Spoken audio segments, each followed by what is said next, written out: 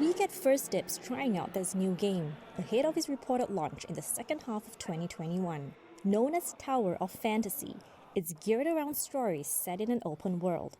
The player gets to choose his or her own storyline in this action role-playing sci-fi game. The company behind it, Perfect World, said it's embedded new technologies such as an increased interactive special effects system for a better playing experience. Last year, if you look at the pandemic, people has to stay at home.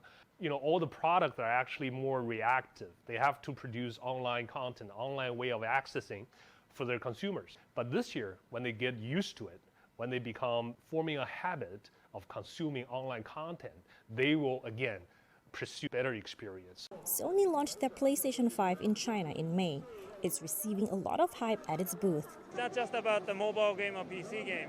I think there's more space for console game in China, and that's because we are kind of latecomer in this market. So we are the challenger, and I think we can deliver the new value for the Chinese audience to experience. According to official numbers, sales revenue for China's domestic game market rose almost 8% year-on-year in the first half of 2021, hitting 150 billion yuan or about $23 billion. I think the number of users will steadily grow for another generation.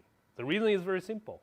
People in my generation never exposed to games when we were young. But nowadays, if you look at that, for the next few generations, everybody being born with screens and being born with electronic online gaming, the esports. So when we were so crazy about Olympics, next generation would be crazy about Dota.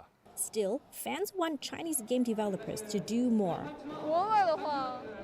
The pandemic has seen big game developers around the world reduce the number of games they put out, but the quality of their games is still high. In China, the rise of the mobile gaming market here has made domestic developers complacent, leading to fewer games of quality. I'd like to see more diversity and inclusiveness in the games. Compared to other countries, our games are simpler, more market-driven and lack feeling. Industry players and consumers are also calling for fairer market practices and a healthier competition.